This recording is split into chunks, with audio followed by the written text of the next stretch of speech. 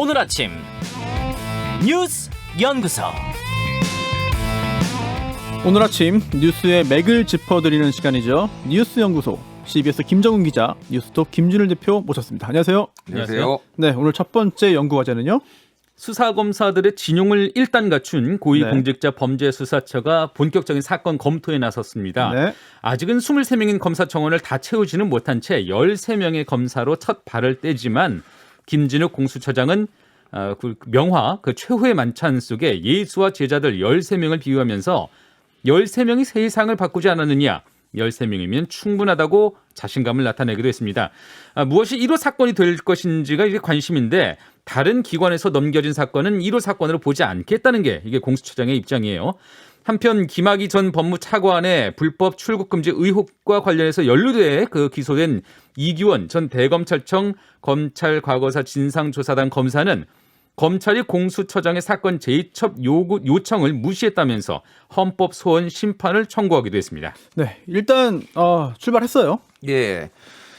미달입니다. 일단 검사 23명인데 17명 지원해서 4명이 탈락을 하고 13명 지금 된 거예요. 근데 이 13명에 대해서도 좀 논란들이 있는 게 7명이 대형 로펌, 뭐 김앤장, 뭐 이런 대형 로펌 출신이라고 합니다. 그래서 만약에 이제 뭐 다른 이해관계가 좀 충돌할 여지, 뭐 이런 얘기도 나오고 있고요. 네. 지금 수사관도 30명을 채용을 해야 되는데 20명만 선발을 했어요. 이거 역시 그러니까 지금 부족한 상황입니다. 추후에 뽑겠다라는 건데 안 한 게 아니라 못한 거죠. 못한 거죠. 정확하게. 그러니까 한마디로 미달된 겁니다. 미달되거나 그렇죠. 뭐 이제 적절한 인원이 없거나 그래서 공수처의 위상이라는 게 처음에 출범할 때는 상당한 기대를 모았는데 생각보다 사람들이 좀 시큰둥하다 이렇게 이제 볼 수가 있는 거고요. 네. 지금 이규원 검사 관련해서 이게 뭐 1호 사건이네 아니네 이런 뭐 논란들이 뭐 있어요. 이게 김학의 전 차관 출국 금지 관련된 그거죠? 그렇죠. 그러니까 2019년 3월에 김학의 전 차관이 긴급 출국을 하려고 하니까 네. 긴급 출국 금지를 이제 이규원 검사가 신청을 했는데 가짜 내사번호를 적은 거예요. 어허. 그래가지고 이제 뭐 서류 조작이죠 한마디로. 네. 그래가지고 이게 이제 수사 대상에 올랐는데, 근데 이 사건을 지난 3월에 검찰이 공수처에 넘겼어요. 근데 공수처는 우린 수사할 여건이 안 된다 하고 네. 다시 수원지검에 이첩을 했어요. 네. 근데 그럼에도 불구하고 기소 권한은 우리가 공수처가 가지고 있다 이렇게 주장을 하니까 검찰이 좀 황당한 거죠. 아니 넘겼으면은 검찰이 가지고 있는 거지. 네. 그래서 다시 이제 우리가 검사가 갖춰졌으니 네. 다시 가져와라 지금 공수처가 이런 얘기를 한 거예요. 네. 그러니까 검찰을 못 주겠다.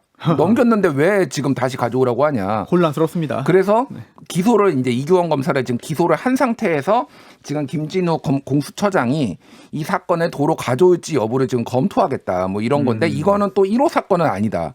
이거는 우리가 단독 수사하는 게 1호 사건이지 이건 아니다. 이러니까 지금 공수처를 둘러싼 혼란이 매우 지금 가중되고 있다. 네. 이렇게 좀 볼 수 있을 것 같아요. 아니, 그런데 1호 사건 이게 뭐 큰 의미가 있습니까?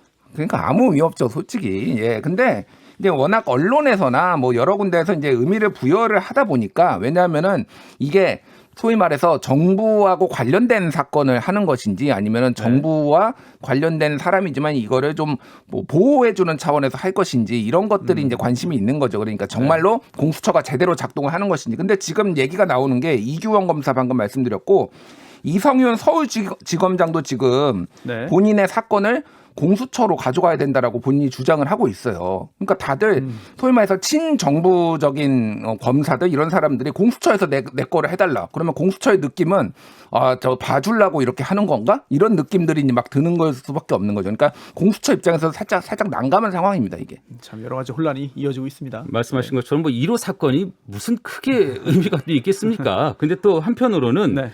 공수처에 대한 어마어마한 기대가 실리다 보니까 그래서 공수처는 뭘 하는 것이야? 에 대한 세간의 관심이 집중되다 보니까 1호 사건에 대한 상징성을 신경 쓰지 않을 수 없는 그런 상황이긴 해요. 이 공수처법이 제정된 게 지난해 1월 14일이었으니까 이제 1년 3개월 만에 이제 정식으로 출범하면서 무슨 사건을 다룰지 이제 본격적인 검토에 나서는 상황인데 이게 아까 말씀하신 것처럼 지금 현재 박수와 응원 속에 출범하는 그런 상황도 아닙니다. 이게 지금 수사 능력도 아까 말씀해 주셨고 근데 뭐 고도의 권력형 비리를 수사해야 하는 기구인데 실제 수사 경력은 좀 없다시피 해요. 네. 그런 가운데 또 출발하기 전부터도 삐걱거렸죠. 뭐 김학의 차관 출국 금지 사건과 관련해서는 이성윤 서울중앙지검장을 공수처장 관용차로 비밀리에 모셔오다시피 한 것에 그런 사실이 드러나자 특혜 조사 논란이 일었었고요. 아까 말씀하신 그 이규원 검사 사건 재입천 논란도 있는데 이런 것들이 저는 뭐 현재 공수처의 역량이 충분하지 않다 이런 방증이 아닐까 싶고요. 공수처장은 13명이면 검사 13명이면 충분하다. 이제 하면 된다. 이렇게 말을 했지만은 현재 인력풀을 글쎄요. 당시 뭐 예수와 제자들에게 비교하기까지는 좀 무리가 있어 보인다 하는 생각이 좀 드네요. 여러 혼란 끝에 법도 만들어지고 또 조직도 갖춰지고 출범했으니까 국민들이 원하는 좀 기대에 부응하는 그런 역할을 좀 해주기를 좀 기대해 보겠습니다. 자, 두 번째 뉴스는요. 네, 백신 수급 상황을 두고 정부와 야당이 어제 강하게 맞붙었습니다. 백신요? 예, 어제 열린 국회 대정부 질문 때였는데요. 국민의힘 정진석 의원은 우리나라 1차 백신 접종률이 르완다나 방글라데시보다 못하다. 집단 면역을 이루는데 6년 4개월이 걸린다는 평가도 있다. 이렇게 지적을 했고요. 네. 홍남기 국무총리 대행이죠. 잘못된 뉴스를 강조하면 국민이 불안해한다면서 조목조목 반박했습니다. 두 사람이 거듭 희망고문을 하지 말라, 정부를 믿어달라 이렇게 설전을 벌이는 가운데 야당석에서는 고성이 터져나오기도 했네요. 홍남기 총리 대행은 또 공시가격 동결 가능성을 묻는 정의당 심상정 의원의 질의에도 네. 정말 동결하는 게 사회적 정의에 맞는지 정중하게 묻고 싶다면서 공시가격 동결이 능사가 아니라고 분명히 선을 그었습니다. 네, 홍남기 총리 대행 뭐 여러 가지 뭐 그동안 그 정부 여당과의 갈등 아닌 갈등도 있었잖아요. 예. 네, 어제는 또 이런 얘기를 또 했네요. 일단 최근에 이 홍남기 부총리의 목소리가 상당히 높아요. 네. 제가 보기에는 좀 짜증이 났다. 그런 것 같습니다. 그래서 일단 정부 여당하고도 갈등이 있었죠. 그러니까 재난지원금을 놓고 보편 지원이냐, 뭐 선별 지원이냐 놓고 그래서 지난 2월에는 이낙연 당대표가 정말 나쁜 사람이다. 얼굴에 대고 홍남기 부총리 얼굴에 대고 막 이런 얘기를 할 정도로 이런 게 있었고 네. 야당하고도 뭐 사사건건 부딪혀봤죠. 그러니까 국가 건전성, 재무 건전성 이렇게 악화돼도 되느냐 막 하니까 어차피 지금 홍남기 부총리가 역대 최장수 경제부총리입니다. 아, 그런가요? 예, 이미 이번 달 2일에 윤중현 이명박 정부 시절에 윤중현 부총리를 넘어섰어요. 그러니까 더 이상 이제 뭐 기대할 것이 없다. 그러니까 어차피 지금 이 김부겸 총리가 임명이 되면 홍남기 부총리도 지금 교체 예상이거든요. 그러니까 네. 내 목소리 내겠다. 뭐 부당한 공격은 다 맞서겠다. 그래서 이제 목소리 톤이 상당히 높아진 거고 지난 13일에 국무회의에서도 오세훈 서울시장이 공시지가 얘기를 하니까 네. 그때도 목소리를 좀 높이면서 강하게 반발을 했습니다. 그러니까 이런 이제 목소리 내고 퇴임하겠다. 뭐 이렇게 보면 될 것 같고 지금 뭐 어제 좀 뭐 재밌었던 게 네. 그 허은하 국민의힘 의원이 예. TBS에 일합시다라는 캠페인이 있는데 이거를 민주당 기호 1번이 떠오르게 한다. 뭐 예. 이렇게 얘기를 하니까 지하철역 출구가 1번, 8번이 1번부터 8번이 있는데 1번 출구에서 사진 찍고 무엇이 생각나느냐 이렇게 말하는 거하고 똑같다. 이렇게 얘기를 해가지고 또 상당히 야당의 반발을 사기도 네. 했습니다. 어찌됐든 지금 공시지가는 건드리지 않는데 네. 종부세 기준이 지금 9억 원인데 이게 오래돼가지고 이거를 상향하는 것에 대해서는 같이 검토를 해보겠다라는 얘기도 했어요. 네. 그래서 워낙 지금 종부세 지금 부과 대상이 3.8%거든요 전체. 네. 원래 이게 처음에는 종부세를 한 1, 2% 정도로 예상을 그렇죠. 했는데 집값이 너무 오르니까. 근데 이게 지금 뭐 정부 여당과 민주당에서 부동산 특별위원회도 출범을 했어요. 그래서 같이 아마 보조를 맞추지 않을까 이렇게 예상이 됩니다. 네. 네, 홍남기 총리 대행 사실 뭐 평소에는 여권으로부터 미운 털이 많이 좀 박힌 상태였는데 예, 그러니까요. 어제는 여야를 가리지 않고 압박을 좀 받았었습니다. 그러다 보니까 이제 뭐 더 잃을 것 없다 이런 태도를 보인 것 같은데 네. 뭐 답변 기회를 달라면서 의원들의 말을 끊기도 하고 뭐 그렇으면 조목조목 설명을 해 나가기도 하고 말이죠. 근데 홍 부총리는 네. 사실은 소신을 펼치다가도 결국에는 여권의 주장에 굴복하는 모습들을 좀 보여서 네. 백기를 들었다라고 해서 홍백기 아니면 결국 용두사미로 끝났다 해서 이게 뭐 홍두사미 이런 핀잔성의 그런 그 뭐 별칭을 듣기도 했었거든요. 네. 근데 어제는 좀 더는 밀릴 것 없다. 더는 밀릴 이유가 없다. 이런 각오를 했던 것 같아요. 작정을 네. 했던 것 같아요. 네. 말씀하신 것처럼 뭐 역대 최장수 기획재정부 장관의 이력을 좀 갖게 됐는데 그의 차기 행보를 두고는 정관계에서 이후에는 어떤 일들을 또 할 수 있지 않을까 하는 관측들을 내놓고 있긴 합니다. 아, 그래요? 네. 오. 그래서 홍남기 지금 총리 대행 역시 네네. 스스로의 소신과 원칙의 이미지를 좀 부각하려 네. 하는 것 아닌가 하는 아. 생각이 좀 드네요. 네. 사실 그 소신이라는 게 길게 보면 특정 개인에게 자산이 되는 경우도 많이 있는 것 같습니다. 네. 자, 마지막 연구 과제는요. 정부가 비트코인 등 가상화폐와 관련한 불법 행위를 특별 단속하기로 했습니다. 가상화폐를 악용한 그 자금 세탁과 사기 등의 가능성이 커졌다고 판단한 건데요. 오는 6월까지 이어질 그 범정부 차원의 특별 단속 기간 동안 금융당국은 가상자금 출금 시에 모니터링을 강화해서 의심 거래가 발견되면 곧바로 수사기관이나 세무당국에 통보하도록 했고요. 경찰은 전담 부서를 세분화하는 한편 가상자산 추적 프로그램 그 보급을 늘리기로 했습니다.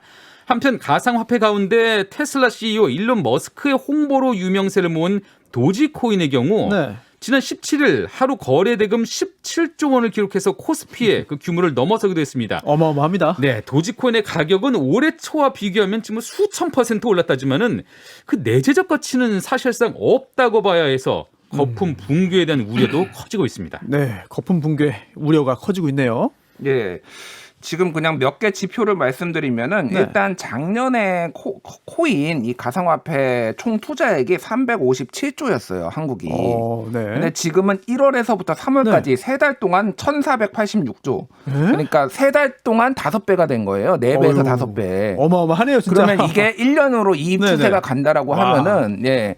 뭐 몇 배가 되나? 한 20배 정도 되는 겁니다. 그러니까 지금 얼마나 이게 지금 많이 뛰어들었냐. 그래서 그 주요 4대 가상화폐 거래소 그 1일 거래량이 네. 지금 30조 원인데 코스피가 15조 원이거든요. 그러니까 2배 이상 된다. 네. 이 정도예요. 그래서 이게 900만 명이 지금 거래를 하고 있다라고 하고요. 11개 가상화폐 거래소 가입자가 900만 명이다. 그러면 웬만한 뭐 주식 하나씩 가지고 있는 것처럼 지금 코인 하나씩 다 들고 있다.